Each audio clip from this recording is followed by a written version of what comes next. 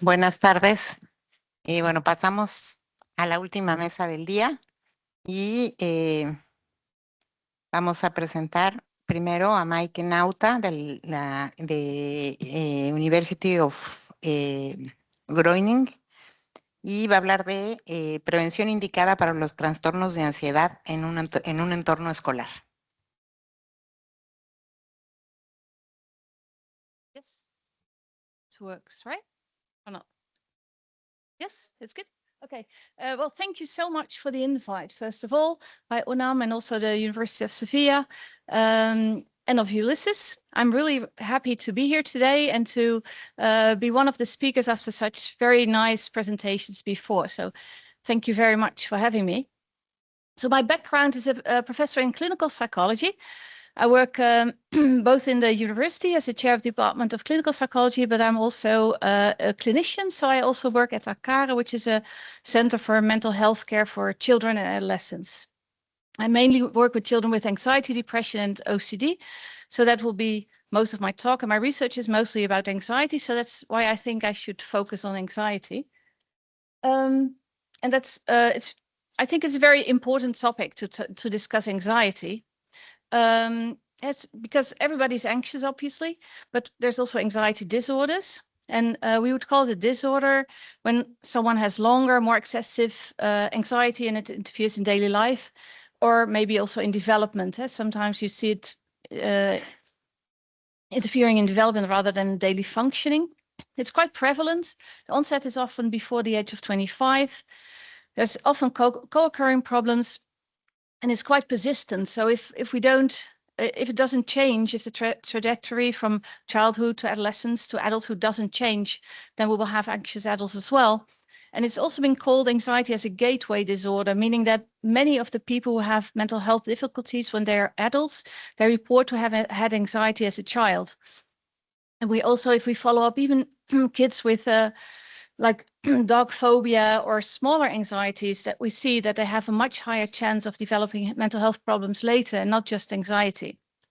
So I think if we think of prevention, it would be a very nice place to start working and helping children to overcome anxiety. So there's actually, if you look at this could be the, no, not really. Oh, here. So if we look at a sort of schedule, like if you start at the top, that's a sort of symptom-free person, right? And there we can do universal prevention. So we can have nicer atmospheres at school, for instance. Then if people get symptoms, so you can see, well, this person has anxiety, but not to a level that you would call it a disorder. You can do indicated prevention. Then once there's an interfering disorder, we do treatment. And then once they get treatment, you hope they get better. And then there's remission. In the case of anxiety, if you could do a good treatment, about half of the children will have remission after like CBT, cognitive behavior therapy. And then if you continue maybe a little bit more, then it will go up to about 70 or 80% if you do a bit longer treatment sessions. So you think, well, those are the most important things, but oh, wait, to be honest, after remission, there's still the people who have had an anxiety disorder or depression still have a reduced quality of life, psychosocial impairment, and a high risk of relapse. So if we say that anxiety disorders are prevalent or mental health problems, like maybe 10% of young people or so, it's not a random 10%. It's not like every other year it's another 10%. It's really in a very persistent group of people that have had mental health difficulties and will have mental health difficulties again later. So here we can also do relapse prevention. And I think if we really want to bring the numbers down, it will be important to do both indicated prevention, but also the prevention of relapse. I will mainly talk about indicated prevention and relapse prevention now because, well, that's what I thought would be most feasible, even though my normal, like most of my work is on treatment and anxiety disorders. But today we'll do indicated prevention and relapse prevention. So typically indicated prevention is via schools or maybe via internet.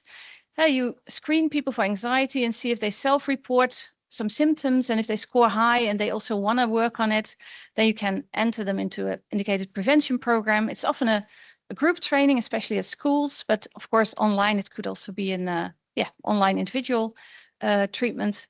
And then the therapist or the trainer is mostly like a school counselor or sometimes an external psychologist. So that's what you would see in different studies. It's often CBT based, so it's based on cognitive behavioral therapy. There's also sometimes some trials with like third wave, like acceptance and commitments, maybe relaxation or exercise or just psycho support. But in general, the most common components are psychoeducation, then exposure, like trying to work with anxiety, face the fears, and do some challenges of the things that you're afraid of. Cognitive restructuring, I'll tell a little bit more about that later, and relaxation. So what I would like to do is give 2 examples of trials we have conducted, and then later go to relapse prevention and talk about another trial there. So this is the thing we usually use. Yeah, there it is. So we say so this is what we use also for the kids, but then of course in Dutch. If there's a social situation for children, like something ambiguous, like doing a presentation, it would activate some assumptions, like I'm probably going to fail. They will see some social danger. And the social danger will elicit also some somatic symptoms, like maybe get red or sweaty, or maybe fidgeting, stuff like that. If you notice this and you see yourself as a social object, and you start noticing this discomfort, also the bodily feelings, and then also your thoughts, then that actually loops back, right? So you get you see yourself and you feel you're getting red and sweaty, and you have all these thoughts, I may fail, oh, I'm stuttering again. It will loop back also to see more social danger, maybe look at people who look sort of funny, or maybe we're not so interested. Then it will go to behavioral symptoms, like maybe you try to finish up quickly, or maybe try to talk about a subject that's not so difficult. So you avoid getting rejected, you avoid in general. And then if you avoid a lot of situations, you don't learn so much. That social situations will also be okay in the end. And it's okay also to fail. It's okay to make mistakes. But then next time you encounter a new social situation, you will engage in the same loop. So that's what we explain very quickly also to kids. And then we do some psychoeducation. So we tell them about this loop and how they get trapped in a loop like that. We do exposure here on the avoidance. So we try to go into social situations, then not avoid. So when they're in a group, it's actually quite nice. You can go with the group and do sort of stupid things to elicit failure, or to elicit embarrassment, I think, like social embarrassment. And then find out that it's actually okay. You're going to be okay, even if you do things that may not be so correct and perfect. Do some cognitive restructuring on the assumptions, and do some relaxation here on the symptoms. So in this case, this trial was called Talk Like That. It was for students with social and speech anxiety in schools. And we recruited a small number, actually a relatively small number of adolescents at school. And we did a screener on social and speech anxiety. And we did a baseline before they came in the study. And we actually, in the end, had 3 conditions. And they were randomized to either one of them. So everybody got psychoeducation. There were 5 sessions. So 1, 2, 3, 4, 5. So they all got, this is exposure. So they were all exposed to like public speaking or doing tasks that they feared. So they all got those sessions. Then there was one group who also got those sessions in the beginning. There were students who got first some cognitive restructuring, so they're thinking about their thoughts. And then there was some who got first 2 sessions of relaxation. And we thought maybe this anxiety management will help them practice here with their anxiety-provoking situations. So this is what we found, actually. Here on baseline, nothing happened. And then the 3 groups really went down really nicely. So there was no real difference between the 3. They went down, not to sort of healthy population level, but quite close to it. So they're still a little bit vulnerable, maybe, but they're quite further down from where they started. So what we found was that, well, it's feasible to do such an intervention at schools. It was 5 sessions, so relatively low impact. It led to a reduction in speech anxiety. And the adding of cognitive restructuring or relaxation did not really enhance this anxiety change. And we didn't find any evidence for module-specific changes. I didn't say that at the previous slide, but we also looked, of course, at like if you do cognitive restructuring, will your thoughts change while the others may not change their thoughts? But actually everything went at the same time. So if you change the thoughts, you also change the behavior at the same time, even if you don't address it. So it seems to be a network of things. But of course, oh, wait. We didn't really do prevention. We just showed that at schools, if children have anxiety, anxiety can reduce if we offer them an intervention. But we actually want to have prevention. So we don't want to have an onset later of other problems. So there's another trial that we did where we asked, like, can CBT group training reduce social and test anxiety and prevent the onset of an anxiety disorder? That was a bigger trial. It was called PASTA. Prevention of adolescent social test anxiety. So this is what the design looked like. So we started with screening at school. We used a questionnaire for that. Then we did an interview, a structured clinical interview with loads of kids. We excluded some kids if they had too little symptoms, but also if they had too many symptoms. So if they really had a disorder that required additional care, then we sent them to mental health services. And we included them if they had social or test anxiety, if they want to work on that. Oh, wait. So here's the CBT group training. We started out here with 240. We randomized them to the 3 conditions.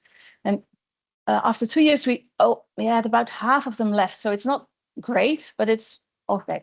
At the post, we had 200. It's always a problem, I think, in prevention research that a lot of people drop out, and if you have long-term follow-ups. So it's something that really comes with prevention, huh? That's you want to have long-term follow-up to show effects, but then, yeah, it's hard to keep everybody in the trial.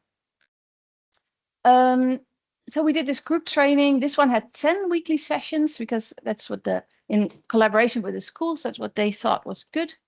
90-minute sessions. They had homework assignments as well. It was in secondary schools, like 12 to 15 years old, the other ones as well. And we had junior psychologists do the treatment. So we used the same thing, same paradigm, this psychoeducation, cognitive restructuring, exposure. And here we also did attention training. So we made the children think of, like, can I look at myself, my own symptoms, but can I also, like, put my attention away maybe to the audience? Can I also put my attention away maybe to whatever I hear on the streets and back to myself, to the audience too? And it helps because you're no longer only focused on yourself. So the results of our PASTA trial were as follows. So here is the training right away, so no baseline. So all 3 groups. There's a second group, a cognitive bias modification. I'm not going to get into now. It's a computer training. It's a long story. But I think so we may focus on CBT and control. In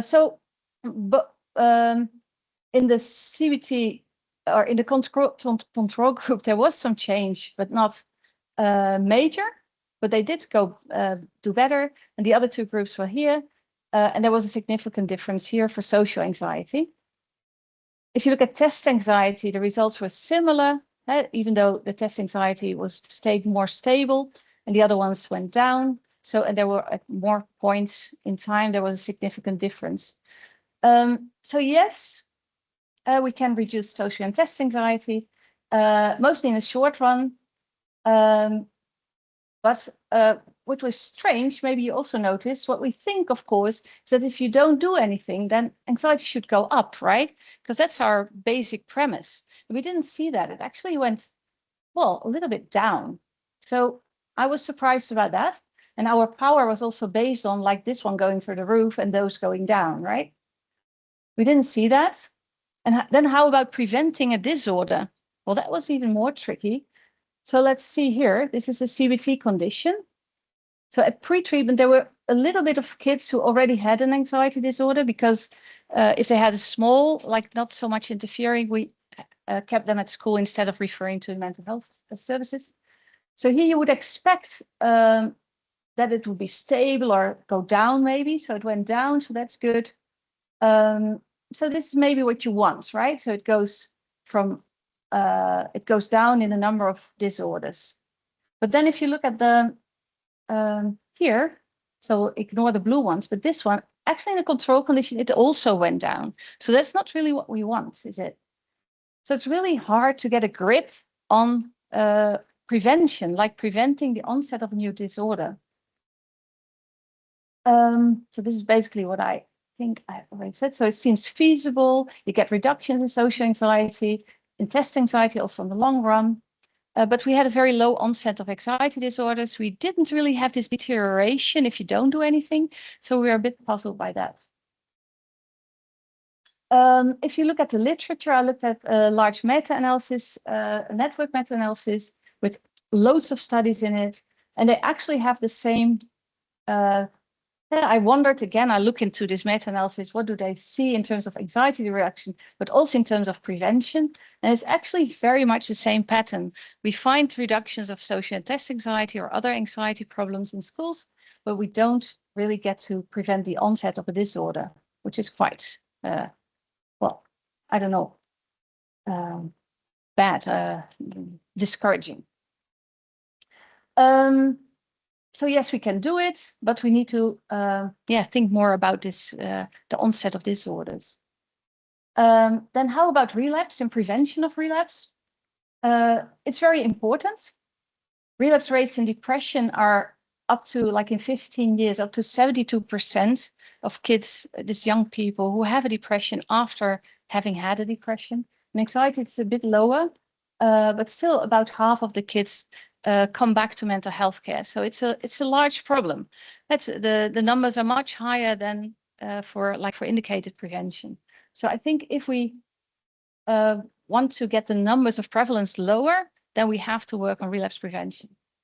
So maybe we can provide a framework of like continued support and recovery for the group.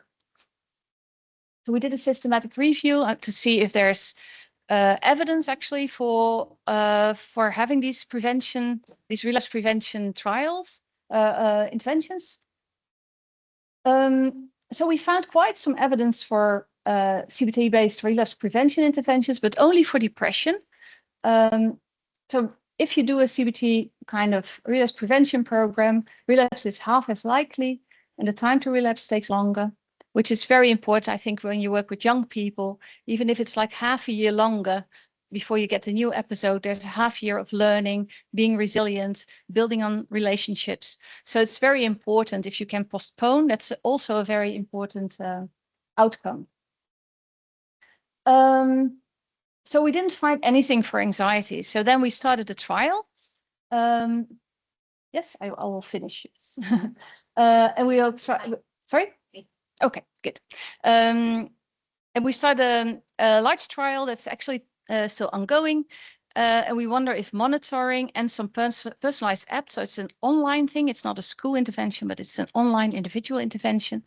Is that more effective than just monitoring? Because we want to monitor them for 3 years. So that's, again, a very long time period. That's also why I don't have the data yet. And we have children, they're a bit older, 13 to 21 years old. They shouldn't have more treatment than like twice a month, and they have to be in remission of depression or anxiety for at least 2 months. And then they can enter the trial. So it's called a Safe Find trial. We have different interventions, so psychoeducation, and the rest of it is very positive. So it's not a repetition of CBT, but it's really towards what kind of person do you want to be? What kind of positive thoughts do you have?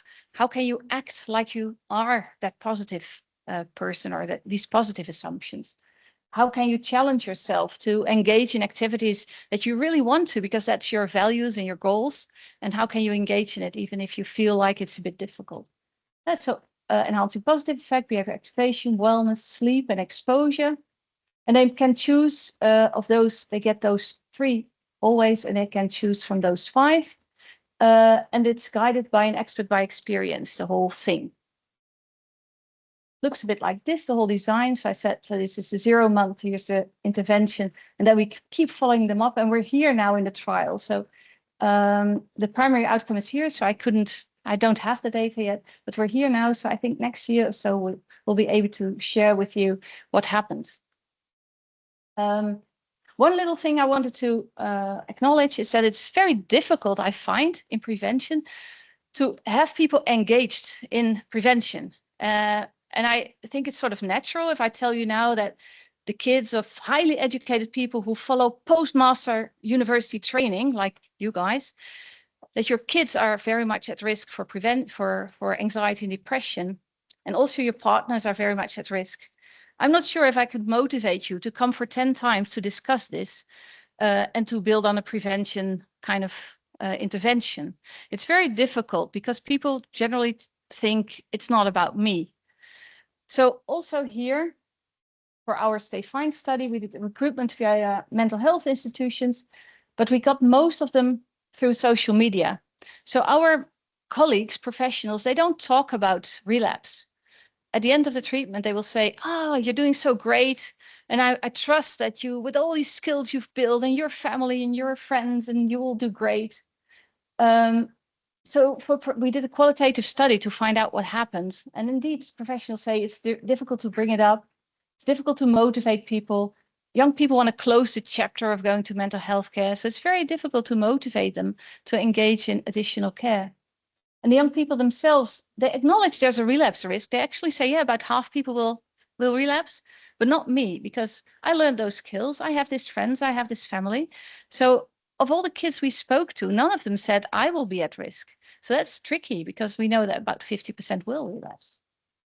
And then they also like very positive interventions. So they don't want to go back to the difficult things, but really build on resilience. Okay. I'll leave it this, I think, time-wise. Yes. So this is what I said before. So thank you very much for your attention. Thank you. Thank you, Maaike. Ahora está con nosotros Jacqueline Priego de University of Portsmouth, con apoyo a los estudiantes internacionales en su trayectoria académica en la Universidad de Portsmouth, desde sus aspiraciones hasta su graduación y más allá.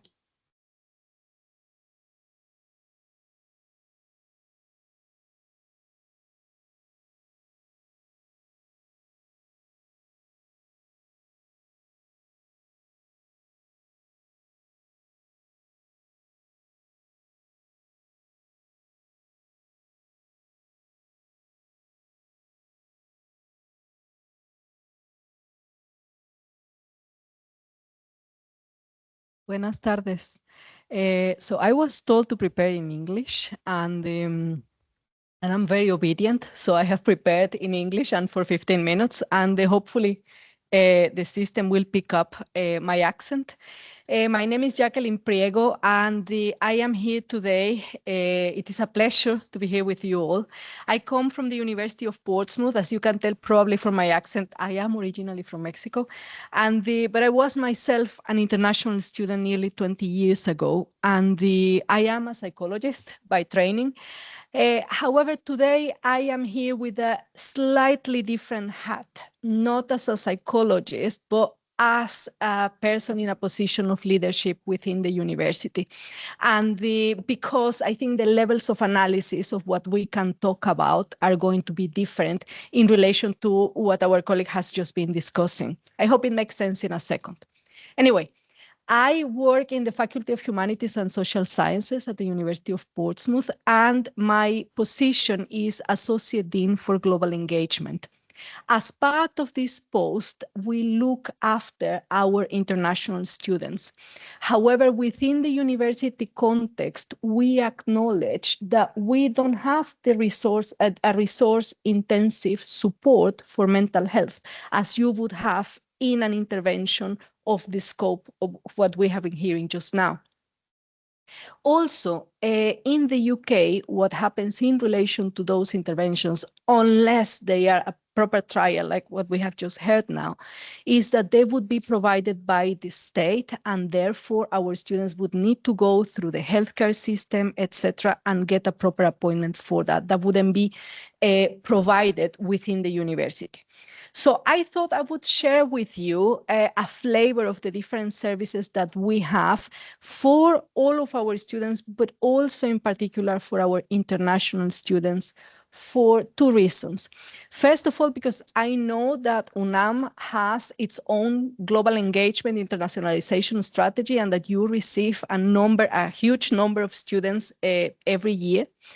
And second, because even though the points that I'm going to make are not necessarily based on research data, I think for the types of problems that we have, or challenges rather than problems with students, we need to act in the here and now.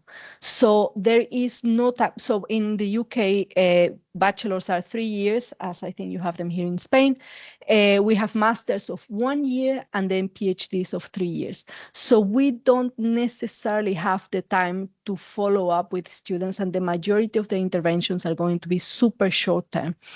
Now, I'm going to start by making 2 points. I am a social scientist, so I'm going to start with theory and with positionality. I have already told you about my background, but I also want to clarify that we understand the university as a community of practice. And so we understand intervention in relation to mental health within this community of practice.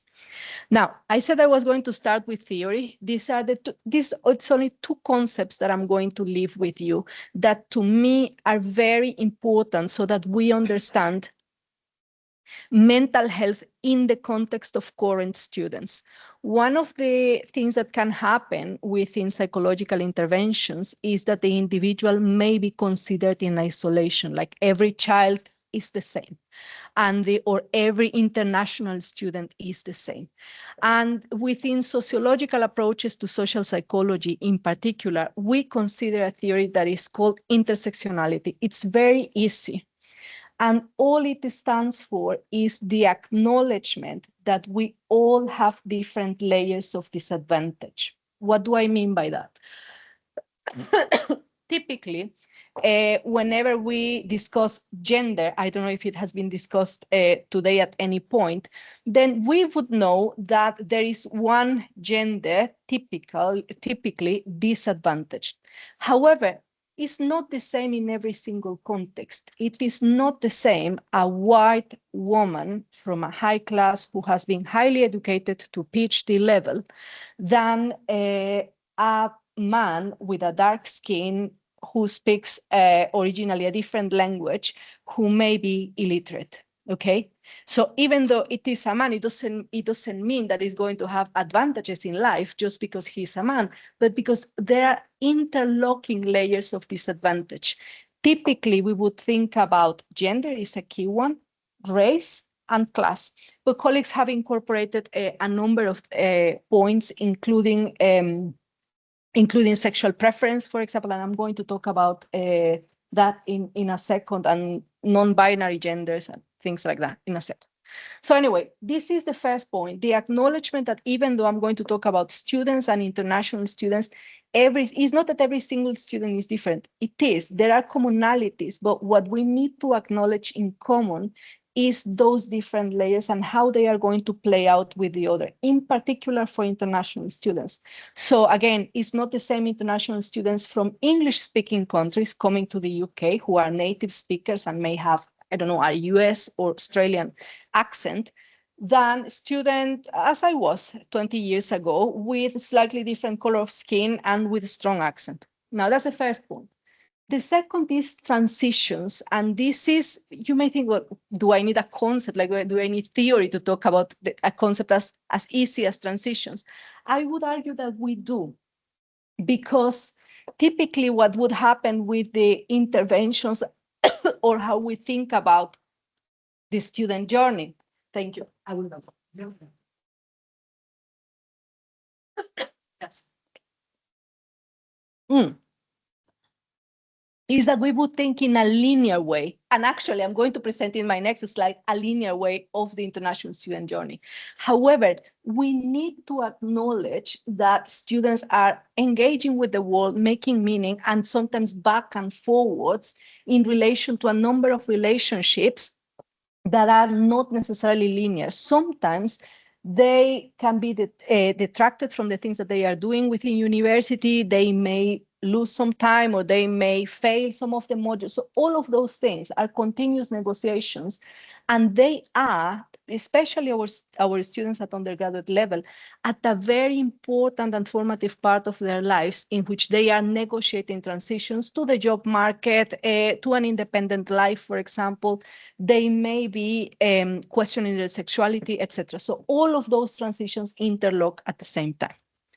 Now, what I'm going to show you right now is a diagram that I made myself, and I'm very proud of it, because this is before AI, by the way, so bear that in mind. And I am very proud of it because a few years ago, we started awareness sessions with our colleagues in the whole university.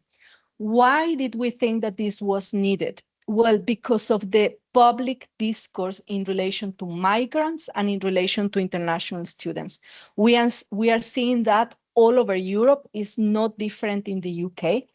And there may be a perception, I'm not saying this is necessarily widespread, but there are pockets of the population in which students may be taken by economic migrants, i.e. a student comes to a country because they want to stay, or they want to use the resources in that country. And that's a very harsh and basically racist discourse that we want to prevent. And because of that, what I want, and in as cheesy or corny as it may seem to you, I want to make colleagues aware that student doesn't just wake up one day and they decide, oh, you know what? I'm going to do a master's in the UK tomorrow. I'm taking the plane and I'm just starting a master's. No, this starts as a dream. And this is why my presentation is called From Aspirations, like students to come to the UK, to come in particular to our university. They start sometimes years in advance preparing to come. And so whatever we can do within this journey to reduce the stress of these students is helpful.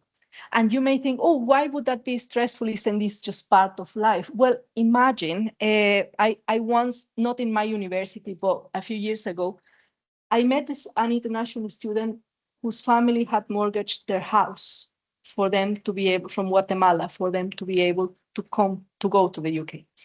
So imagine the level of stress and anxiety that a weight like that on your shoulders can have. So we are talking about very specific things that are situations that hopefully are going to go away within a year, but that are very important, just for how we perform, and a tangible source of anxiety. So what can we do? Well, when we have prospective students, to reduce anxiety, we have to be clear about our entry requirements. We also have to be clear about our fees. And this is something that is sometimes uncomfortable for colleagues to touch on. But it's something that I personally advise to bring up, because as you probably know, in the UK, higher education is not necessarily subsidized to the level that is in other countries. So there are fees that, when you translate them into local currencies, are relatively high for certain sectors of the population. So that's why it is super important to be clear and upfront about, to avoid disappointment. There is also the need, in my view, to have a personal touch or accessibility. So having colleagues be available to give prospective students talks, or to just meet them, to know that there are human beings behind the application form. That's when they start. And also, whenever we have a doubt in relation to applications from international students, whenever there are credibility interviews, which is something that happens within the immigration system in the UK, and whenever there are different financial requirements, we need to be in constant communication with the student. So to give you an idea in terms of the credibility interviews, I had a student a couple of years ago who kept emailing us that she was going to be late.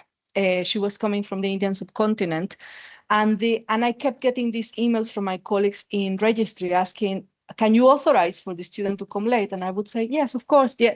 But there is a limit to which the student can come late before you disadvantage them coming, late into the cycle. And so what happened was that she had visa delays that I'm not going to go into details, but had nothing to do with her. And of course, we supported her. She's now completing, hope it's finishing her second year at university. But all of that has to do with that constant communication that reduces the anxiety. At the same time, there is we also have implemented very specific logistical support. And this is not rocket science. It has to do with accommodation, with being able to have a friendly face at the airport who's going to take you from the airport to the University of Portsmouth, which is in the south of England, and to be able to have a particular orientation week for international students that is going to focus on what you need as an international student, on learning just the system in a new country that you may not know at all. And very important, immigration support. So I talked about transitions and I said that the journey is not linear. Students present a different number of situations. For example, students may get pregnant during their studies. So what are the implications of that for their migratory status and the opportunities that they would have after studies? That's something that we do have at the university. It is our responsibility. Now, you may be thinking, how does this relate to mental health? Well, every single one of these are sources of stress for us. Imagine for our students, imagine in relation to accommodation, not knowing how to rent a house in a new country. So that's why we guarantee accommodation for international students who register up until a certain point within the academic year. And we continue with logistical and very hands-on support. I'm not going to go into detail. I can share the slides later, but I'm just going to give you an example of what I mean when I say that students need to learn to navigate the system in the UK. Okay, so in the UK, to rent a house or a flat, you need a bank account. But to get a bank account, you need to have a permanent address. So you cannot give an address from the hotel. So it is a catch-22. Which one do you go first with? By the way, there is a solution. We give the students a letter from the university that says that they are a student, they go to the bank, and then they can rent the flat. But that very small practical step can be a source of anxiety, and I have seen it myself, not only with students, I have seen it with colleagues who come to do a postdoc, for example, to the UK, and they don't know, and they are in this conundrum of what's first, the bank account or the permanent address. Now, for international students in particular, we have a package of support. I'm going to go through well-being in a second. But one point that is super important is academic integrity. Why is this the case? Because international students come from a number of traditions. So there will be traditions like the one in which I was taught, in which I never use the first person to write any papers, like when I was at university. By the way, I studied in the 2000s, so that's more than 20 years ago.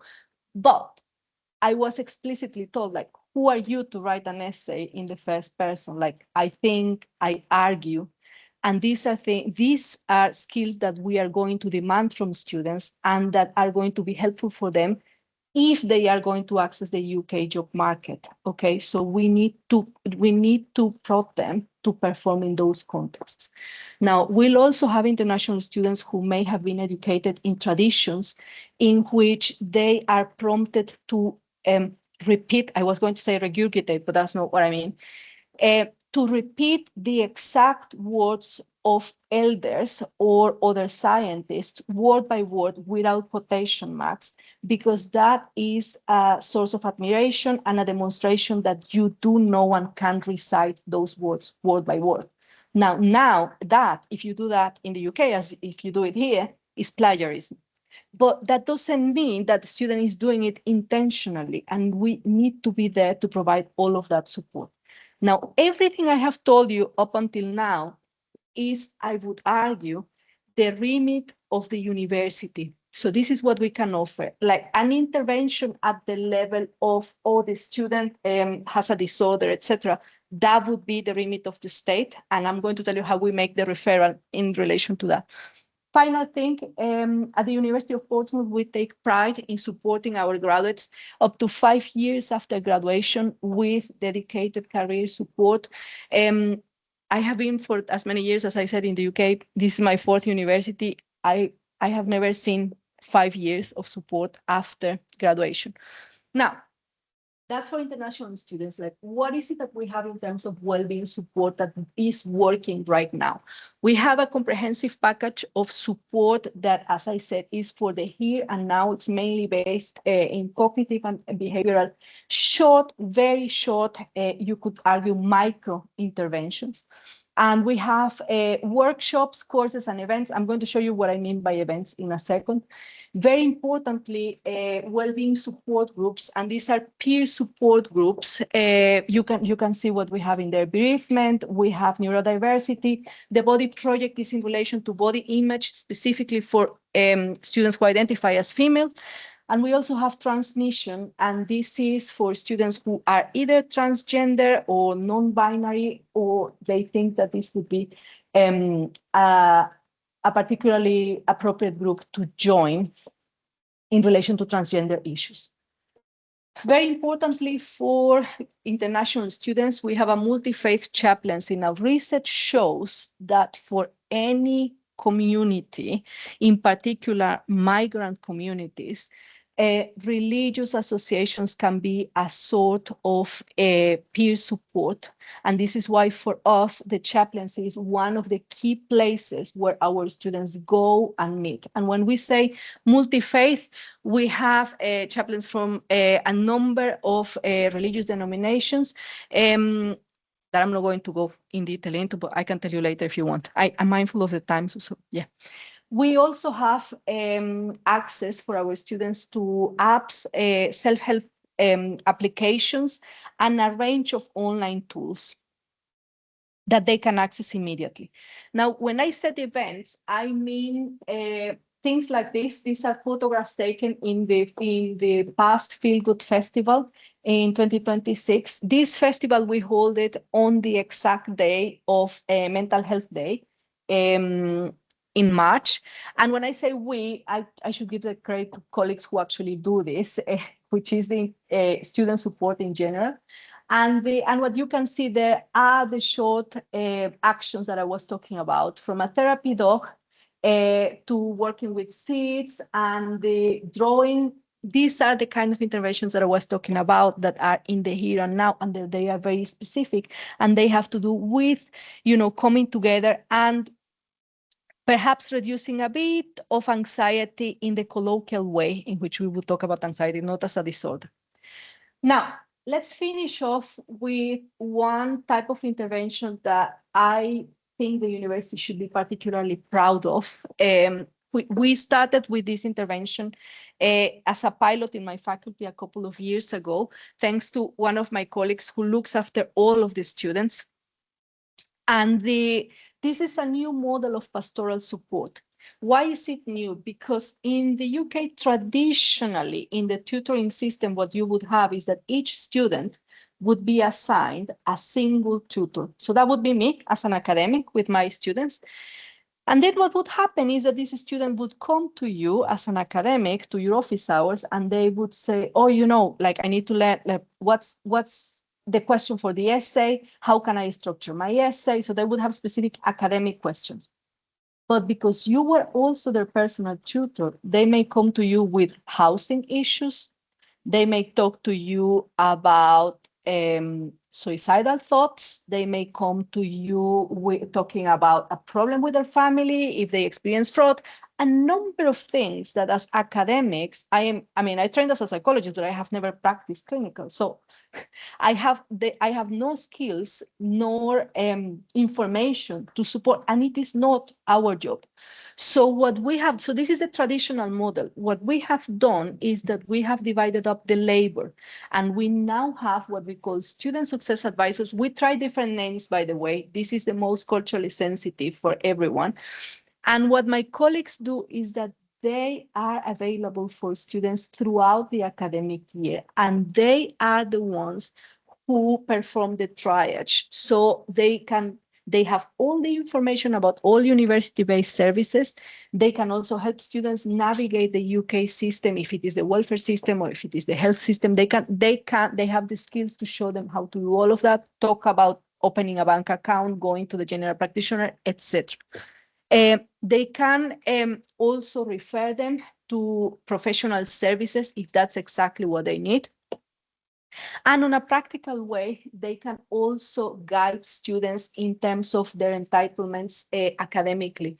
In the UK, we have very tight deadlines, so deadlines are not negotiable. If an essay is due today at noon, it is today at noon, and if you didn't do it, then your marks are significantly reduced. And colleagues can actually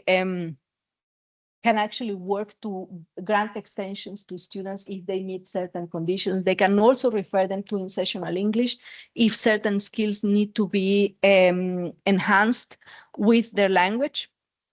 Now, finally, the only reason why I mentioned the International Student Support Group here is to remind myself that I should tell you about that. So I started this presentation by saying that I'm here wearing a hat of leadership.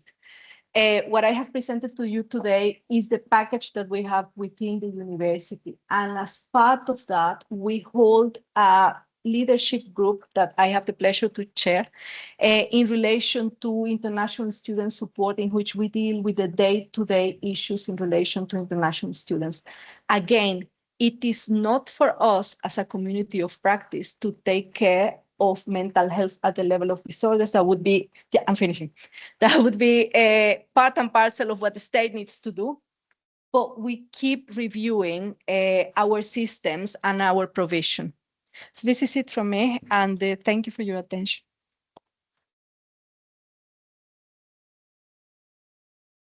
Muchas gracias.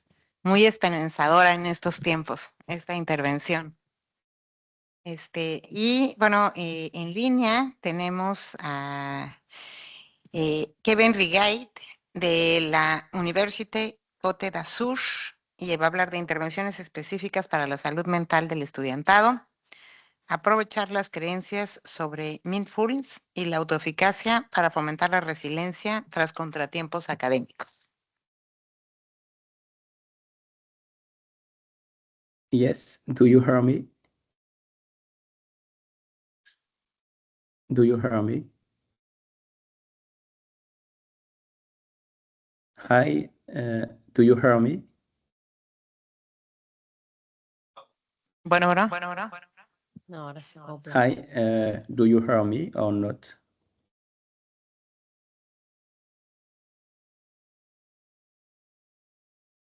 I don't know if you hear me.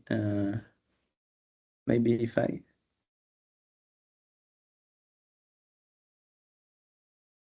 Is it better? Do you hear me? Okay, perfect. So I think it was the headphone. So thank you for the invitation and thank you for the very interesting presentation. And first, I'm sorry because I'm not here with you in person because I had a family mishap.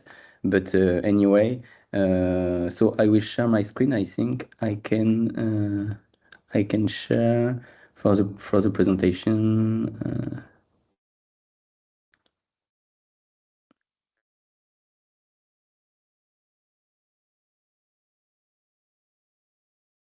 Okay.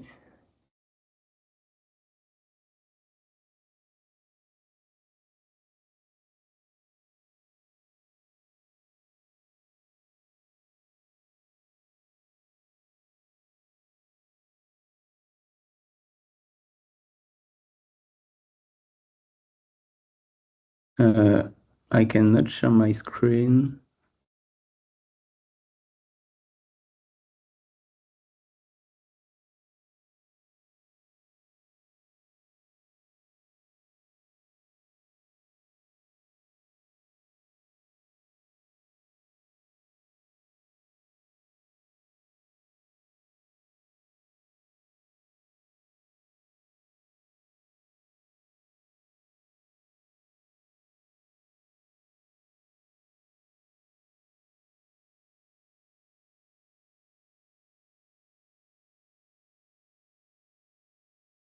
Sorry, I'm looking how I can share my screen because it's not the same menu. Maybe here.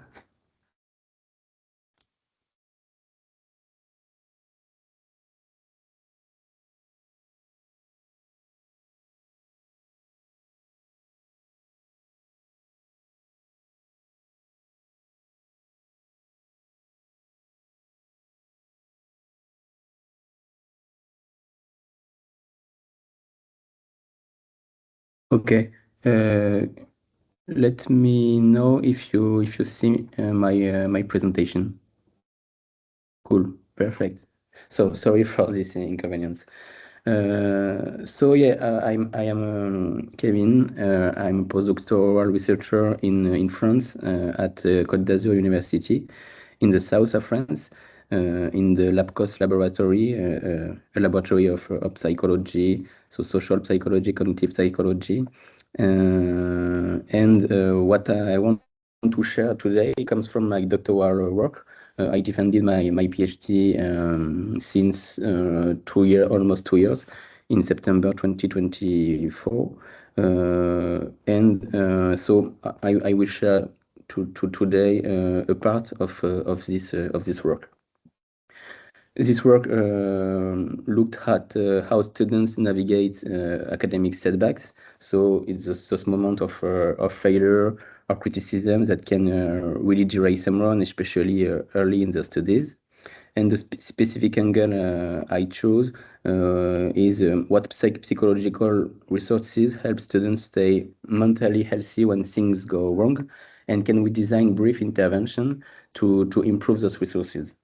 So the work I will present today was published last year in Personality and Individual Difference and Personality, and individual differences with the colleagues from France, Hungary, Canada, and the UK.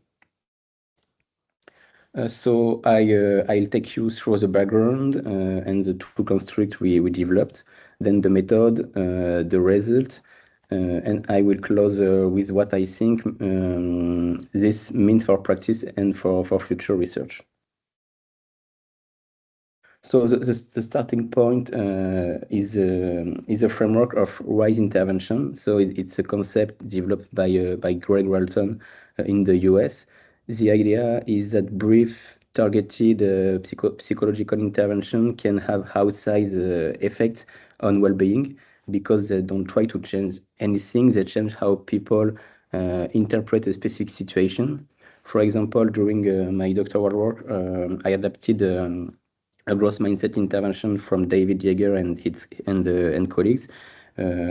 So I adapted this to French population, and it was a single 30-minute session, which can reduce achievement gaps because it shifts how students make sense of difficulties, of the sense of effort, etc. In the context of academic setbacks, the challenge is well documented. When students fail, many ruminate, self-criticize, and spiral into stress and anxiety.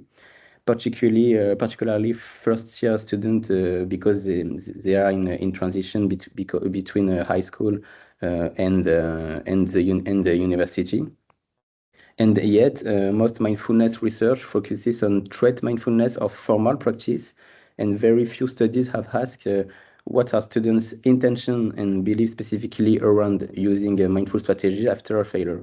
So that gap is what motivated this part of my doctoral work. Sorry. Okay. Yeah, so we developed two new constructs. The first is intention for decentering and self-compassion. So a deliberate willingness to use decentering and self-compassion after a setback. Decentering means stepping back, observing your thought from a distance rather than being consumed by them. And self-compassion means treating yourself with kindness rather than self-criticism. The second construct is self-efficacy, so the belief that you can actually do it. And this distinction matters because drawing on the theory of playing behavior and Bandura's self-efficacy theory, we know that intending to do something and believing you can do it are different things. A student may absolutely intend to be kind to themselves after a bad grade, but in the moment when the shame hits, they may not believe they're capable of it. So we measured both with the same 9 items, just with different response frames. So for that, we collected data from almost 2,000 university students across France and Hungary, 4 French universities and 8 Hungarian universities, mostly first-year students right before their first exam period, which is exactly when this matters most. We ran 4 studies. Study 1 developed and validated to scale using exploratory and confirmatory factor analysis and tested invariants across countries and languages. Study 2A, 2B, and 2C examine how this construct relate to well-being, mental health indicator, depression, anxiety, stress using the DAS, cognitive emotion regulation strategies, mindset beliefs, engagement with failure, and academic performance. The validation results were somewhat strong. Both scale, intention, and self-efficacy show a clear two-factor structure, self-compassion and decentering as distinct but correlated dimension. Factor loadings were satisfactory across both scale, so ranging from 0.60 to 0.80 for the intention scale, and 0.73 to 0.85 for the self-efficacy scale, indicating that items represent their respective factors well. All CFA fits in this standard criteria. Importantly, both scales show full measurement invariance between French and Hungarian students. It was a very good result of our study. The intention scale to the scalar level and the self-efficacy scale to the strict level. This means the construct measures the same thing in both cultural contexts. The interfactor correlation 0.33 for intention and 0.51 for self-efficacy confirm the factors are related but genuinely distinct. And now, so the substantive findings. So looking at the heat map, darker blue means a stronger positive association. Darker red means a stronger negative association. The pattern is very consistent. Both intention and self-efficacy are negatively correlated with stress, anxiety, and depression, and positively with adaptive emotion regulation strategies, positive reprisal, refocusing of planning, positive refocusing. Self-efficacy tends to show stronger association with the mental health indicators. For example, minus 0.37 with stress and the minus 0.30 with depression for self-compassion, self-efficacy. And importantly, neither construct predict GPA. This is actually an important finding, not just a null result. It tells us this construct operates specifically on the well-being pathway, not on academic performance. Study 2C brings in the mindset angle. Students with stronger intention and self-efficacy show more resilient reaction to failure, more constructive engagement, meaning they neither ruminate excessively nor shut down, and stronger motivation to learn from failure. They also show less helplessness and less over-engagement. Fixed mindset about intelligence is either unrelated or weakly negative links, which makes sense. And GPA again shows no association is either sample. So this positions our construct as distinct from mindset building in their function. They protect well-being, they don't improve grade. To discuss about these results, four takeaways. First, intention and self-efficacy are genuinely different level. Self-efficacy is more robustly tied to mental health outcome, which suggests it may be the most powerful target for intervention. Second, this construct protects well-being without affective grade, which is valuable in itself, especially in post-COVID context where students' distress is elevated. Third, they are actionable. Brief social psychological intervention in the Walton tradition can target these beliefs. Also, NBSR-based workshop, mentoring, or even short online formats have shown promise. And fourth, they are complementary to another construct we developed during my PhD, the mindfulness mindset scale, which do predict GPA. So you have a dual pathway: intentional self-efficacy for well-being and mindfulness mindset for performance. A few honest limitations. The design was cross-sectional, so we cannot establish causality. We relied on self-reports. Our sample is predominantly French and Hungarian first-year students with a strong female majority, which limits generalizability of our result. And we didn't control for prior mindfulness experience, which could affect baseline levels of both intention and self-efficacy. For future direction, we need random control trials to test whether we can actually move this construct with wise interventions. Longitudinal work is needed, and I think there is a real case for extending this to secondary schools population, because adolescents in transition are perhaps the most vulnerable group, and the framework is well suited to that context. So to conclude, we've developed and validated two new constructs: intention and self-efficacy for decentering and self-compassion, that are culturally robust, distinct from trait mindfulness, and meaningfully linked to student mental health. They don't predict grades, but they protect well-being, and they complement existing mindset-based approaches. And they are, in principle, modifiable through brief intervention, which makes them promising targets for anyone working at the intersection of psychology, education, and health. Thank you very much.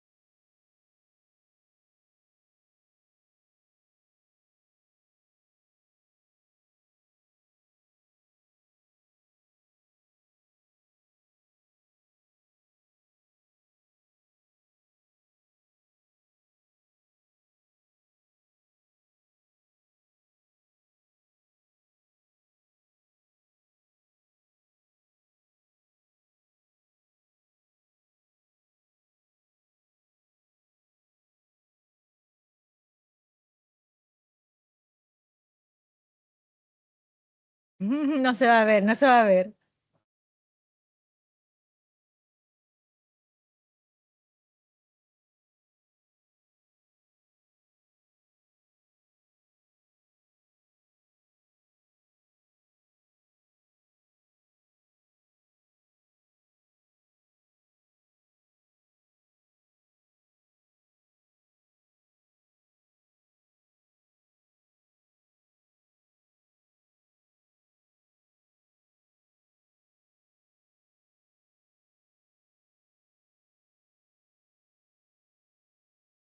Andrea, la última que he recibido como 3. Pero no es mi correo. ¿No? Otro. Sí. ¿Este último? Porque aquí hay otro. Sí, en el otro se compartió y se Vale. supone que te la libero. Vale. Sí, perfecto. Pues un momentito que vamos a descargarla. Pues ahora cuando se descarga, te pide otra vez contraseña. Sin descargar entonces, Andrea. Sí, ¿no? Ajá. Sí. Al fin, no sé si la vas a poder, porque esto al final es, a ver cómo se ve aquí para presentar. Es que has visto que pone iniciar sesión. Pero sí funciona así. Así sí, pero así es como PDF también. No Sí, vas, está bien. no, pero no sé si vas, no sé, hay traducción, así mismo. Claro, pero no deja ver, que no deja inicio de sesión. al descargarla te pide inicio de sesión. Bueno, sí, no deja. Como, sí, Pues en PDF mejor, ¿no? Digo, Sí. ya que se vea bien, si no tiene. En PDF. en PDF. No se ve la traducción.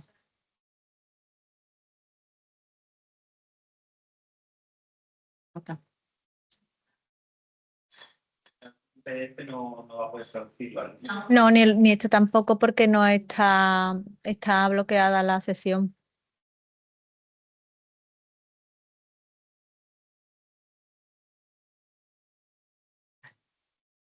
Pero ese por lo menos se ve en presentación. Ujú. ¿Vale? También se puede ver de ahí como quieras, Andrea. No, Aquí, ¿sí? sí. Y este modo presentación, quitamos esto.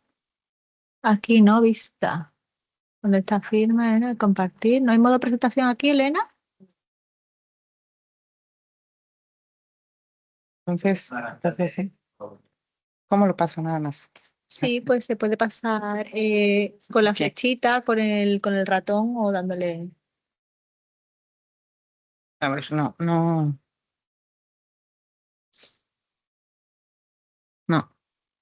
lo puedo pasar. Sí, aquí, Ahí está. ¿vale? Aquí es un time. Aquí y aquí también, ¿ves? Sí. Maximizar ese, por eso, ¿dónde está el maximizar aquí? Aquí tampoco. Aquí ver, vista en 2 páginas. A ver, este quizá. Ese, ¿dónde está? Ahí, ahora es. Ahí va. Bueno, pues muy rápidamente voy a hacer ya como última presentación una propuesta que está trabajando la universidad. Cabe señalar que la UNAM tiene 3 proyectos en los que está invirtiendo desde formas recientes a partir de la detección de serios problemas de salud emocional, de salud mental y de malestar en la población estudiantil. Bueno, empezaba con una cita en donde finalmente la salud mental es una frontera, es un tema en donde hemos estado acostumbrados a hablar del tema desde un planteamiento médico, medicalizado, y esta vez, pues cada vez está más claro que la frontera entre lo subjetivo, lo individual, lo colectivo, lo cultural y lo social son parte de la salud mental. Muy importante señalar en este caso los contextos, porque en general en el mundo la población joven vive un contexto generacional de intensificación de condiciones adversas y desigualdades a nivel del mundo. En México, ya lo habían comentado en la mañana, el cierre de la pandemia fueron 18 meses, de marzo de 2020 a septiembre de 2021. La población que actualmente está en el bachillerato de la UNAM tenía entonces entre 8 y 13 años. Esta generación que está en el bachillerato ahora nació entre 2007 y 2012, que eso es entre el comienzo y el pináculo de la guerra contra el narco en México, que es el inicio de uno de los periodos más violentos de la historia reciente de México y que sigue su curso, o sea, una violencia que no se ha detenido. Pero esto, y esta cita se refiere, es una tesis reciente de una antropóloga en la UNAM, de cómo es una generación que no tiene otros referentes de la vida cotidiana que la violencia. Nació y creció con ese referente en México. Un país violento que se hizo mucho más violento de 2006 para acá. Una proporción muy importante de los homicidios y otros delitos del crimen organizado de alto impacto son perpetrados por adolescentes cooptados por estos grupos. Los de más alto impacto en el año reciente han sido realizados por menores de edad. Y en los últimos meses se han presentado agresiones violentas en espacios escolares, en diversas escuelas, de educación media superior en México, una de las cuales ocurrió en el mes de septiembre en una de las escuelas de bachillerato de la UNAM. Por otro lado, tenemos un tema y un problema de acceso a servicios de salud y especial de servicios de salud mental. México tiene una insuficiencia mayor que la mayoría de los países de América Latina, sobre todo en lo que tiene que ver con salud mental, tanto en recursos humanos como en infraestructura. Se cuenta solamente a nivel nacional con un hospital especializado en salud mental para infancias y adolescencias que cuenta con 60 camas disponibles, uno a nivel nacional. Se ubica en la Ciudad de México, pero la población estudiantil no tiene acceso porque pertenece a otro sistema de seguridad público. Entonces, al único hospital que hay en México, los estudiantes de la UNAM o de cualquier otra institución pública no tienen acceso. En 2016 se decidió la incorporación de la población estudiantil de nivel medio superior, es decir, de bachillerato, superior y posgrado, al Instituto Mexicano del Seguro Social para su atención médica. Es la institución más grande de salud del país. De entonces a la fecha no se ha creado en esa institución un solo programa ni se han adaptado los servicios para atender a jóvenes y adolescentes. Es además la institución con más barreras administrativas o burocráticas para el acceso a servicios, lo cual es antiatención de adolescentes, y no cuenta con ningún espacio de atención por pedopsiquiatría a nivel nacional y tiene a todos los estudiantes del país. Esa es la situación de acceso a servicios de salud mental en México. Además tenemos problemas estructurales. En el caso de la UNAM, dificultades de movilidad y largos tiempos de traslados que a veces pueden ser 7 horas en un día para estar 5 horas en la escuela. O sea, son de ese tamaño los problemas de traslado. Entornos y rutas inseguros, violencias de género, sexual, digital, familiar, extrema, de pareja, estigma y discriminación, falta de políticas públicas. La mayor parte de los recursos de los programas gubernamentales están en la tercera edad, es decir, de 65 en adelante. Prácticamente no hay un solo programa de apoyo para adolescentes. Hay una masificación del bachillerato público, no solo de la UNAM, y cuando nosotros hablamos de masificación, me refiero a que un grupo escolar con un profesor al frente tiene entre 80 y 150 estudiantes, un grupo escolar. Y que cuando ingresan a una escuela del bachillerato de la UNAM, ingresan entre 2,000 y 5,000 alumnos en un año. O sea, es decir, es un espacio absolutamente masificado, pensado originalmente en la autonomía de los adolescentes y no en la construcción de autonomía, ¿no? Sino en que ya eran autónomos. Una precarización de la planta docente. La mayoría de los profesores del bachillerato están pagados por horas, no tienen contratos definitivos ni estabilidad laboral y los salarios son muy bajos. Y un problema de violencia escolar que en México se reporta altísimo. Entonces, estos son problemas estructurales. Nos han comentado la importancia de trabajar en lo estructural. La verdad es que los programas que vamos a presentar no tratan la parte estructural, porque si nos ponemos a tratar de resolver esas, en realidad no hacemos nada. Entonces, lo que estamos buscando es trabajar con base en eso. El bachillerato de la UNAM tiene 14 planteles, 5 colegios de ciencias y humanidades y 9 escuelas nacionales preparatorias, 166,000 estudiantes inscritos, pero hay una tercera parte más, cerca de 150,000, que están activos pero no inscritos porque deben alguna materia. Entonces, el número de activos en una escuela, en un CCH, son cerca de 20,000 estudiantes en el mismo espacio físico. La duración en México de la educación media superior es de 3 años. La composición del nuevo alumnado refleja diversidad, equidad de género. Por primera vez 52% son mujeres y 48% son hombres. Son datos del año pasado, es la primera vez que está parejo el número de mujeres y hombres. Tienen entre 14 y 19 años, el promedio es entre 15 y 18. 67% proviene de la Ciudad de México y el 31% del Estado de México, que es el estado alrededor de la Ciudad de México, que tiene 15 millones de habitantes, el Estado de México, y 2% de las entidades, de otras entidades. 3 de 4 estudiantes cursaron su educación básica, la previa, en instituciones públicas y un 25% lo hizo en escuelas privadas. Este es el mapa de las escuelas de la UNAM para que vean el número de personas que tiene cada escuela. La escuela famosísima en México, el bachillerato más grande de América Latina, el CCH Oriente, 11.963 estudiantes inscritos, más cerca de 8.000 que están activos y no están inscritos. Y ven en la esquina derecha el mapa de la Ciudad de México y el del Estado de México alrededor, porque son sedes que atienden también y de manera muy importante al Estado de México. Estos dos programas, uno, el nuestro se llama ahora Espora Comunitaria.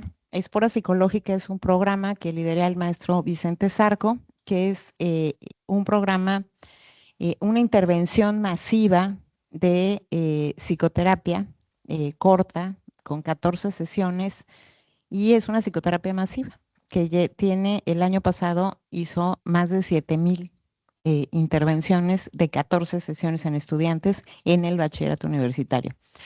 Y Espora Comunitaria, que es esta que presento, inicia en 2025 y la idea es fortalecer la parte comunitaria y hacer fundamentalmente proyectos de acompañamiento que ayuden a mejorar la optimización de recursos.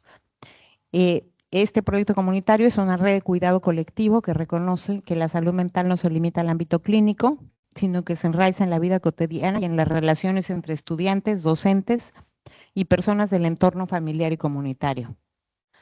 Es una intervención que tiene como piedra angular un enfoque de pares. Está hecha por jóvenes. Son fundamentalmente profesionales recién egresados y luego pasantes, personas que aún no están titulados y que están cubriendo alguna práctica. Esto busca romper un poco la brecha para el acercamiento a un servicio de salud mental. Es un proyecto de jóvenes para jóvenes.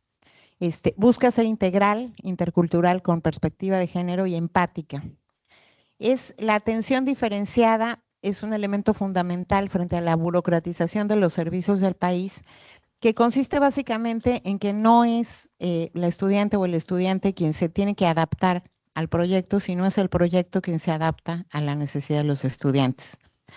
Son servicios de atención centrados en la persona, como modelo de cuidado que respeta la dignidad y la autonomía, y se busca la participación comunitaria a través de actividades colectivas, sobre todo para la expresión, la reflexión comunitaria y para mejorar y fortalecer la convivencia entre los estudiantes. Esta es de las cosas y hallazgos que tenemos en este ejercicio, que fue un ejercicio de información cualitativa obtenida a partir de observación participante, un ejercicio de la carrera de trabajo social. Solamente es para ver la parte de, hablamos mucho en México de la normalización de la violencia. Y aquí ven las autoridades y las áreas de atención de las escuelas a los estudiantes y a los maestros.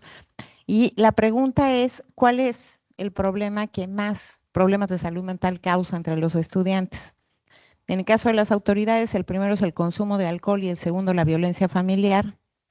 En estudiantes, la primera es la violencia escolar, el bullying, la violencia entre ellos, que esa, si ven, está normalizada por las autoridades.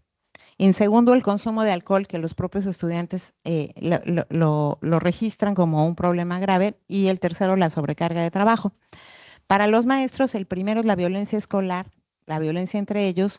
El segundo, el consumo de alcohol, y el tercero, la violencia familiar. Entonces, si ven, los estudiantes normalizan la violencia familiar, no la mencionan. Entonces, hay todo un círculo de normalización de la violencia en esta parte y una percepción distinta de cuál es el tema. Cabe señalar que en el tema del consumo de alcohol, es alcohol con fármacos. Lo que está más de moda o la sustancia más utilizada es alcohol con benzodiazepinas, básicamente con clonazepam, pero bueno, han utilizado también otras sustancias, más se las comento más adelante, pero esto crea un tema de vulnerabilidad muy importante. La base de la intervención general es una consejería, que es una intervención de ayuda breve basada en evidencia científica, en la que un profesional capacitado brinda prevención y acompañamiento, refuerza recursos personales para quienes cursan situaciones emocionalmente conflictivas. Fomenta la recuperación, la incorporación de habilidades de afrontamiento y la promoción de la autonomía para mejorar la calidad de vida. Se trata de una intervención breve y la inicial es inmediata. O sea, no requiere cita, no requiere correo, o sea, es una intervención inmediata. Y ocurre en cada una de las escuelas de bachillerato. Les voy a resumir muy rápido este esquema, pero bueno, estamos basándonos en el programa de aceleración mundial de medidas para promover la salud de adolescentes de la Organización Mundial de la Salud y muy importante el modelo MH-GAP, que es un modelo de atención comunitaria en salud mental sin personal especializado, desinstitucionalizado de las instituciones de salud mental, pero que sí cuenta con una capacitación muy importante para encontrar trastornos graves, poderlos facilitar y poder dar acompañamiento en problemas que no requieren la intervención de alta especialidad. El equipo está integrado, es un equipo interdisciplinario, es difícil hacer trabajo interdisciplinario. Tenemos pseudopsiquiatría, medicina, psicología, enfermería, trabajo social, sociología y antropología. Este es el equipo que trabaja. El grupo que hace la parte psicoeducativa y de consejería son todos excepto medicina y pseudopsiquiatría. Y insisto, son recién egresados o unos aún no titulados. O sea, es un equipo muy joven. Por eso tiene tantos muñequitos la presentación. Debido a o sea, nos han dicho mucho, nos hemos topado mucho con quien dice que lo que tenemos es que atacar el problema estructural y la falta de políticas públicas. La verdad es que lo que estamos buscando es atender, ¿no? O sea, en algún momento sí hay que entrar a lo estructural, pero no estamos nosotros en la posibilidad de tomar decisiones estructurales. Entonces, tenemos por un lado una estrategia de intervención integral con enfoque de pares, que es la que les presenté hace un momento, y por otro lado, programas de atención focalizada en problemas que son los que hemos identificado como mayor impacto en el desarrollo de los adolescentes, de mayor dificultad para el acceso a servicios y que más afectan a la convivencia escolar y comunitaria. Estos son los ejes de la intervención integral, la que hay en todas las escuelas. Básicamente tiene un tema con base en el instrumento MH-GAP de salud mental comunitaria de la OMS, de detección y acompañamiento, de contención de emociones, de mejora de la dinámica escolar, de consumo de sustancias, sobre todo en la parte preventiva y en la información, de atención primaria que tiene que ver con nutrición, educación, en psicoeducación en la parte de nutrición y incluso elementos por esta masificación del bachillerato como control de brotes, de enfermedades infecciosas, etcétera, ¿no? Salud sexual y reproductiva, que tiene una parte de prevención y una parte de vinculación a servicios específicos en los casos de se requiere prevención de embarazo o interrupción de embarazo o prevención de VIH o atención de VIH, infecciones de transmisión sexual y temas de género que efectivamente son un problema. Basta decir que en México, a este nivel, que es bachillerato universitario, prácticamente no llegan mujeres trans.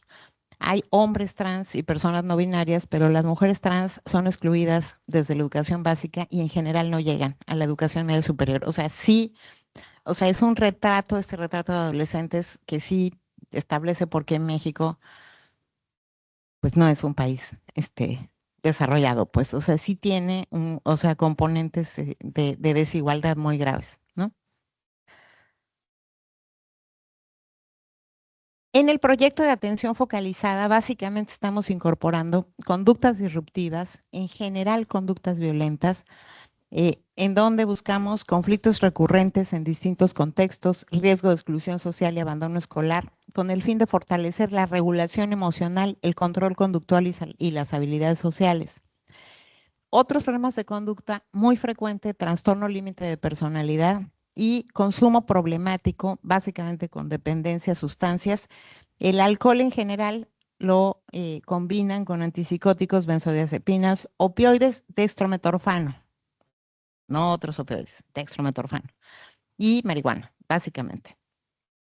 Entonces, estos son básicamente los 3 que estamos buscando focalizar y hacer 2 centros de atención a los cuales referir a los estudiantes que requieren esta parte de acompañamiento para estos problemas.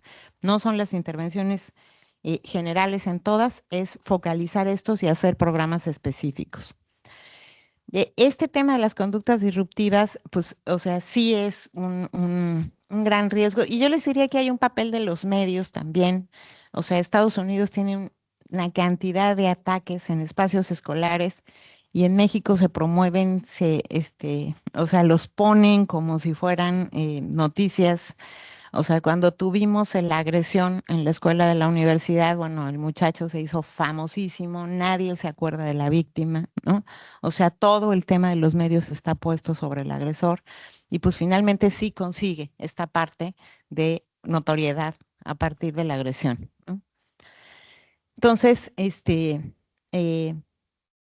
pues básicamente este programa es un programa que va a dar la parte, es un intento de respuesta multisistema que tiene que ver con acompañamiento psicosocial, monitoreo, realización de actividades deportivas, artísticas, reflexivas, creativas, que buscan, entre otras cosas, que tengan algún tipo de satisfacción. La diferencia en las conductas disruptivas sabemos que es la falta de empatía. Sí pensamos que la mayoría de las conductas violentas que encontremos no van a cursar con esta falta de empatía y vamos a tener muchísimo más capacidad de ayudar a las personas. Insisto, es un programa hecho para atender a las personas, centrada en las personas. No es un programa que tenga como objetivo a reducir los ataques, que es un tema de seguridad y protección civil. Es de atención a las personas. Entonces, bueno, tiene intervenciones a nivel individual, como la autorregulación emocional, la creación de habilidades sociales, responsabilidad, cumplimiento de metas, empatía, relaciones interpersonales, identificación y expresión de emociones, una parte de educación y psicoeducación familiar buscando la participación, la comprensión de la familia de las situaciones, dinámicas familiares, prevención de abandono escolar, comunicación con los maestros para poder medir la mejora en el desempeño escolar.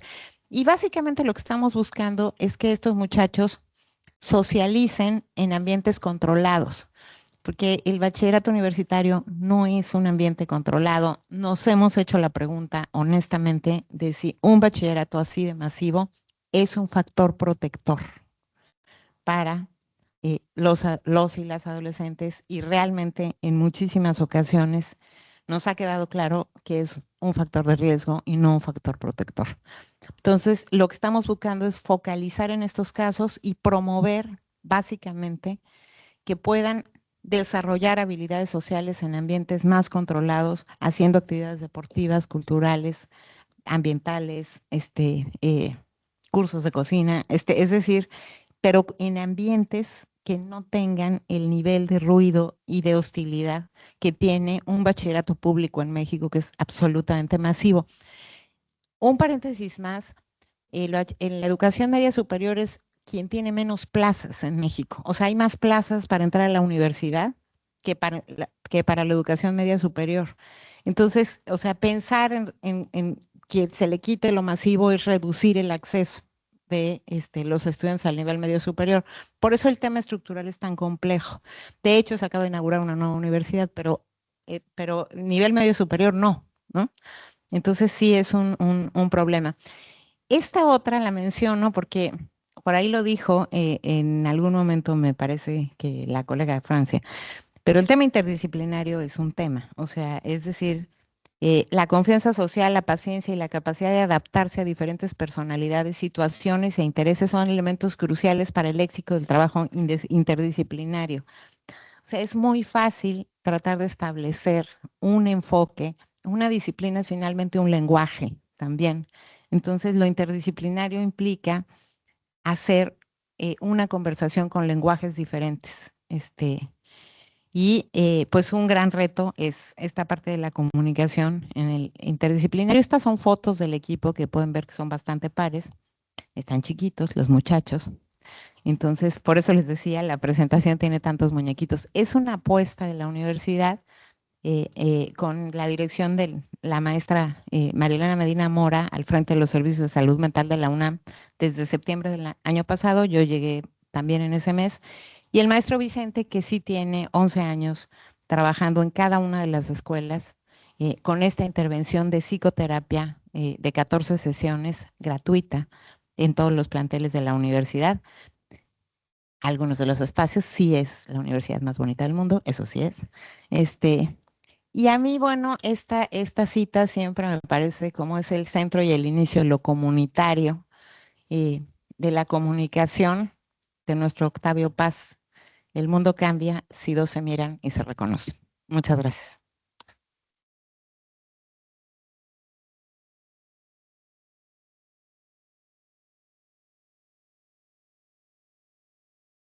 No sé si tengan preguntas. Yo quiero invitar a Ciro Murayama para que haga el cierre de preguntas y el cierre de la sesión. ¿Preguntas tienen alguien?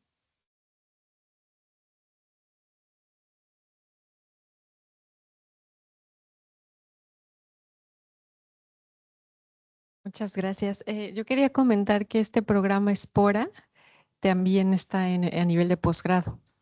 Y bueno, a nivel de posgrado, los estudiantes, el intervalo de edad es mucho más grande, pero es un programa muy importante también a nivel de los estudios de posgrado, que entiendo porque yo estuve ahí, es también de muchísima demanda, ¿no? Entonces habla también de que, bueno, la salud mental, a lo mejor cuando no ha sido totalmente atendida, pues todavía en los años escolares posteriores también impacta, y es un programa que ayuda muchísimo también a evitar la deserción a nivel posgrado, que también es relativamente alta. Gracias. ¿Hay más intervenciones por ahí? Questions, please.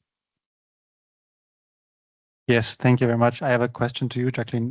Thank you for your talk. It was, all of the talks were very interesting. So, but I was wondering, because you sketched out the services of communication and you deliver to the international students, and it seemed to me very resource intensive. How do you manage to deliver such services in conditions of limited budgets, and is there room for bundling resources with other universities? You see, especially we are in a like we meet in the frame of a university alliance, so that might be a pathway for future challenges, and also maybe if you see pathways for bundling resources inside universities with other departments. So at Münster we have I know we have a department who is delivering similar services, but to PhD students, which are also endangered, which are like a risk group. But obviously the needs are different for international students. But how do you bundle resources? That's maybe. So one thing that I should probably acknowledge is that what I presented is kind of the institutional approach to supporting students in general and also international students in particular. So that means that that's not, so I am associate dean in a single faculty. We have 5 faculties within the university. And one element that I would say has been key for the services that we provide is the centralization of services. So this happened in the past 2 to 3 years. We used to have, exactly as you are saying, it's resource intensive if you replicate exactly the same in every single faculty. Of course, it is more personalized. And you may think, oh, for example, the students in engineering in the Faculty of Technology, they are very different than my students in the Faculty of Humanities and Social Sciences. Yes, they are in terms of their interests. However, the way in which, and this is not me, this is obviously the higher leadership of the university, has managed to actually get advantage of what we have in a very smart way and to husband our resources is by centralizing. So now we do have student services as a centralized operation. There are some layers that are more localized. So the student success advisors, for example, by definition need to be localized. They are not even at the level of faculty, they are at the level of department. So in my faculty, we have 3 departments, for example. Why? Because if they are to give customized advice to students, they need to have that level of granularity. So I think for me, in answer to your question, I think like husbanding our resources is a matter of, commitment and thinking kind of how you can have like different layers of analysis in a way, but also of tackling the different challenges that you are observing. Most of what I mentioned, I think, is more logistical and practical support that is not going to result into further stressors for students than anything else. Now, in terms of what you were saying, like how to resource it, well, I made the point about fees in the UK. So the subsidies that we have are different depending on the type of university that you are, like whether it is more research intensive, teaching intensive, etc. But we also in the UK have a teaching excellence framework that is nothing else than an assessment of your teaching practices. So within that is not only about how we deliver whatever we are delivering as lecturers, but also kind of the infrastructure that we have and the services that we provide to students. Now, I didn't say this at the beginning, but there have been only 2 teaching excellence frameworks, and we have, as the University of Portsmouth has obtained gold, so that's a maximum kind of ranking that you can have in both of these assessments. And we take pride on it. Also, our regulator, the Office for Students, they have a number of indicators, one of which has to do with progression. So how many students do continue within the university. So it is in our own interest to provide, of course, we do it because it's the right thing to do, but it is also in our own interest as a body that provides services to actually scaffold students in such a way that they are going to succeed. So I think, just to resume all of that, to recap all of that, what I would say is centralizing resources has worked for us. It may not be the solution for every university, and having localized services for only a specific number of these provisions. That's what has worked for us. Hope that helps. Yeah. No, it's okay. Thank you. My question is for Dr. Maaike. Okay. You were mentioning that in your program you have attention training, and I was wondering if you could tell us a little bit more about the techniques, the specific techniques you use for this training. Thank you very much. Yeah, so it's basically really training, like children sit down and they feel what's going on in their body. And we say there's 3 places where you can focus. You can focus on what's happening in your body, you can focus on what you hear externally, or your task. So the 3 things. And we make them spend some time focusing on the body. What do you see? What do you recognize? And then move it to outside and then to the 3rd one. And they are basically trained to be flexible on where your attention lies. And that's especially very helpful in the context of like blackouts during exams, because then you're focusing really like, oh, I can't do it. And you're really stuck in your own thoughts. And then if briefly you can focus on what's happening outside, then go back to the task, to your body, and then you distance yourself a little bit from all these thoughts of failure, and they get out of the, that situation. Is that a bit of an answer? Yeah. Okay, thanks. Okay, thank you very much. I also have a question for you, Maaike. You talked a little about the intervention, and I really like the outcome. You also mentioned the relapse issue, which is of course a problem. And I know you're working mostly in therapy, but maybe can you talk a bit more about like maybe how school setting changes, maybe in the school setting, or changes in our society may influence like increasing rates? Are there increasing rates of school anxiety? Yeah, are there any leverage points where we can intervene at the school setting level or the societal level? A very broad question. I do think that before, maybe the community, if you think of community interventions, we would think of schools for children. That's the place where they are the most. But by now, also given your own slides, they spend more time on the internet than in their schools, I think.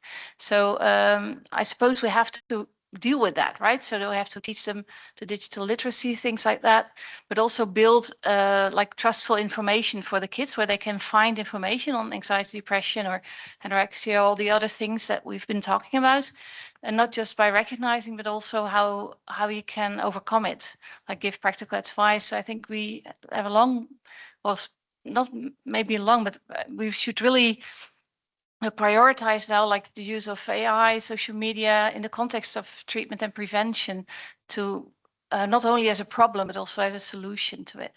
Is it a bit of an answer? So I think, yeah, I think that's the place where we should go. Maybe not necessarily at schools. I know there have also been school trials where they, for instance, they have more of the children involved, like the peers. So not just the children who are afraid of things, but they also give roles to peers. But there's also a lot of ethical issues with that. So maybe that would be a bit of old-fashioned way to go. So I would say let's focus also on the whole, social media aspects, because that's the community where they're at, maybe even more hours than at school. Yeah. ¿No hay más preguntas? Pues entonces, sí.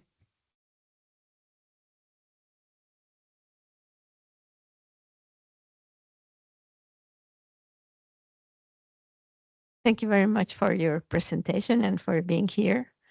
Talking about this last thing that you said about the time they spend in school and the time they spend in the social settings, it's been thought also that what we have to do is to include the people that are developing the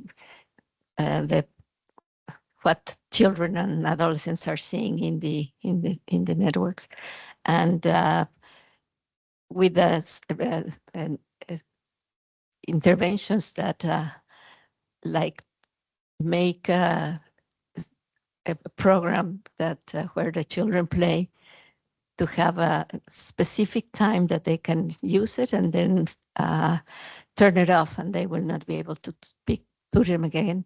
And also having these people telling us what they're doing, how they are producing the programs that are, I mean, the interventions of people that are not people, that are taking care of the mental disorders of children or adolescents that prefer to talk to them than to talk to psychologists. No, so in a way that we know what the research was and what were they doing, so we can take advantage and allow some and not allow other ones. What do you think about this? Do you think it will work? Yeah, it's very complex. Huh? So I think it's a very good research question that we can try to find out what's happening really. So there's interventions you can do in terms of content and in terms of making like time spent on social media, right? So, and then content-wise, I would think it's helpful that you would have some like protected bots or so, where there's reliable information behind it. We already have some nice, like for instance, a colleague of mine wrote a book on suicidal behavior for parents, actually. So for parents about adolescents who are suicidal.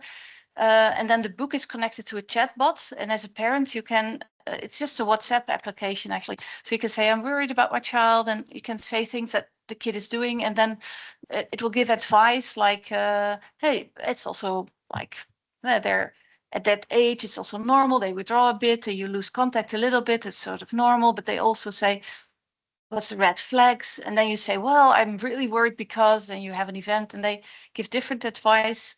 Also to reach out, of course, to GP or to like emergency call services.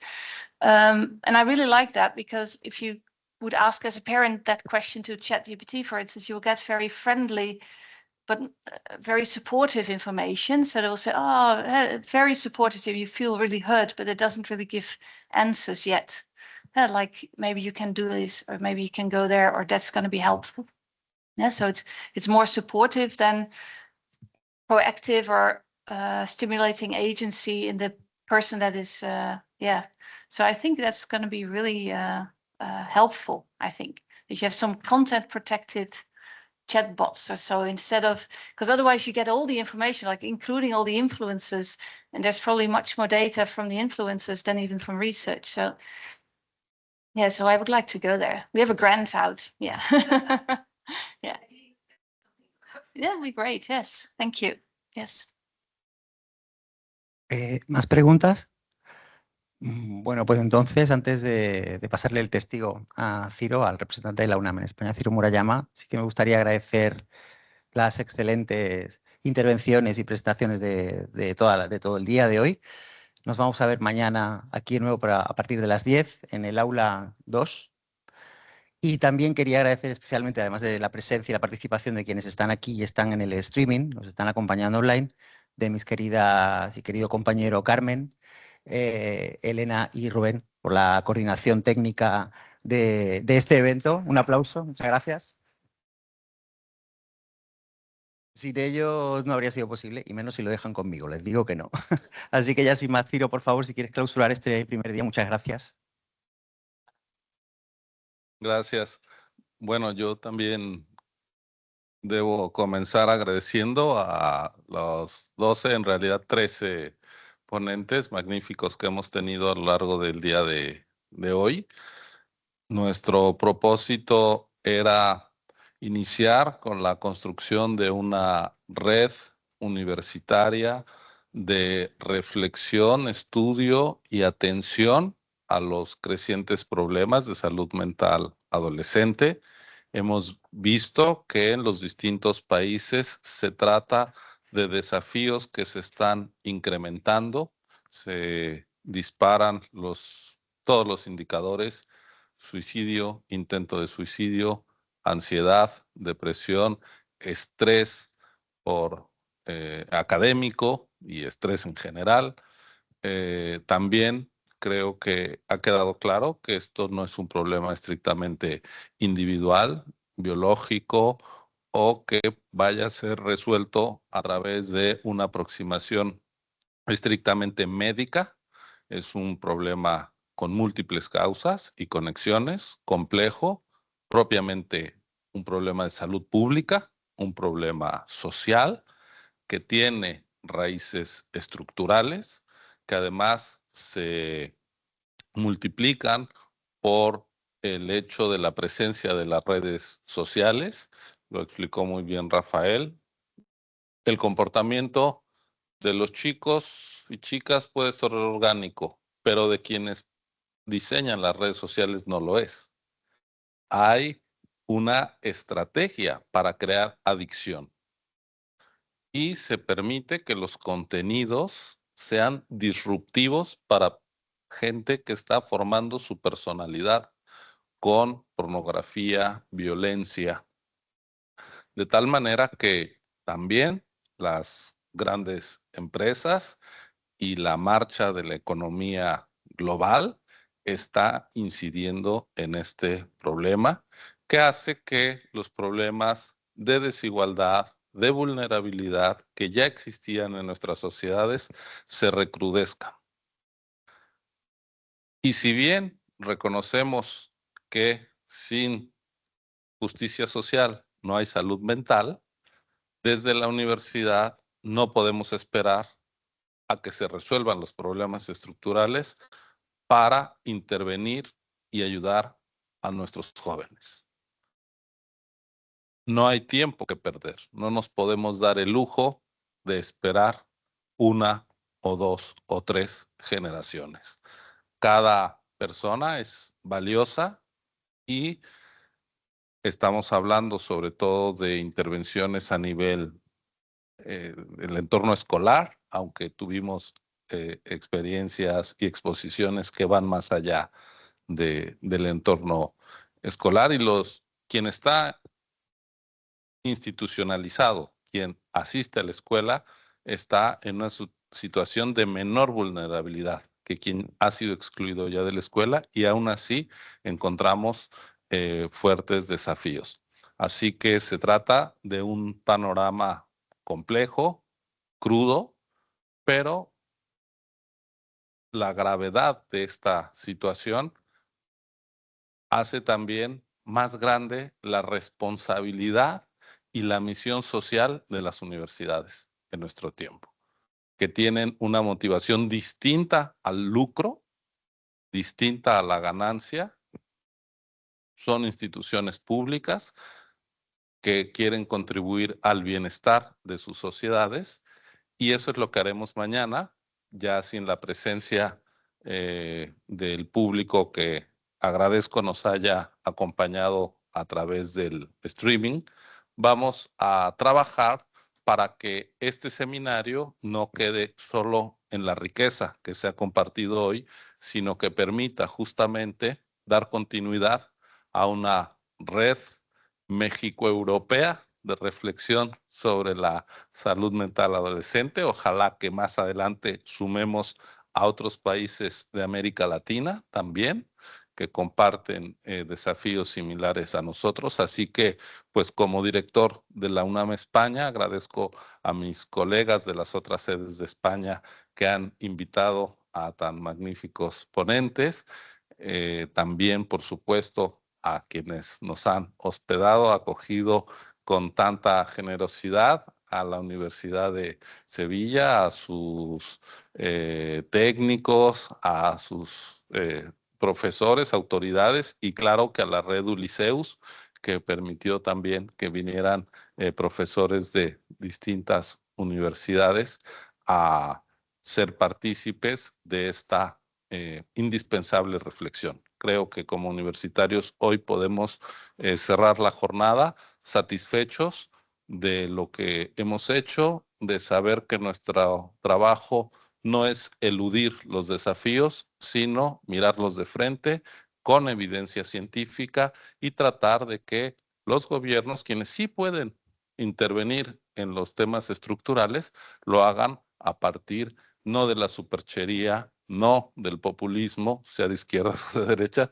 sino de una genuina preocupación social con fundamento científico. Así que, pues un aplauso a nuestros ponentes. Cerramos por hoy. Muchísimas gracias.